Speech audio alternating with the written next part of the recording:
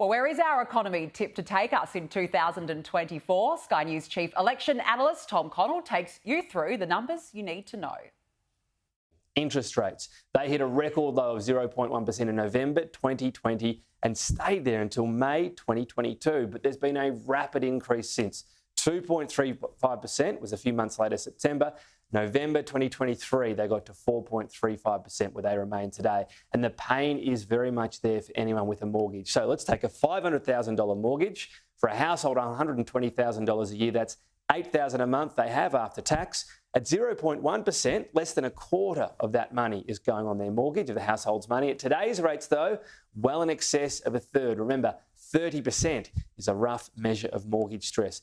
For all the talk of interest rate rises in mortgages, only about a third of Australians are paying one. Another third are hit by interest rate rises through rent increases, but another third are cheering on rate rises. Who are they? Self-funded retirees. They're more interested in deposit rates. As you see, they hit a rock bottom of 0.3% in January 21 and now have also rocketed back up, much like interest rates. A base rate now of 4.5%. Ever wondered why some people are still spending money so freely? This is the cohort. Finally, we get to unemployment. Again, unprecedented levels recently. As recently as June last year, 3.5%. We thought it was going up steadily, but as late as September, back down to 3.6%.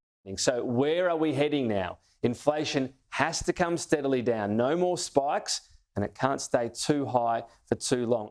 And if all that happens, even though our inflation pain will have been longer than desired, we should avoid a recession. What's clear, though, is Australian households are struggling.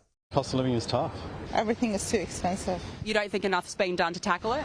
Absolutely not. Have you seen the price of groceries? Especially with a family and schooling, housing, groceries. The prices are offensive.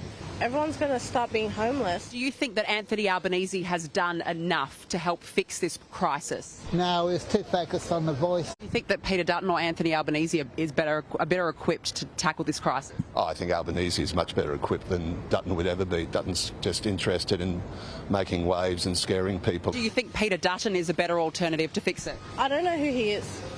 You don't know no? No, I have no idea who he is. But if he can do it, by all means, go for gold. What's your message for the Prime Minister? It's just insane what young people have to go through if we didn't buy a house 20 or 30 years ago. It's impossible.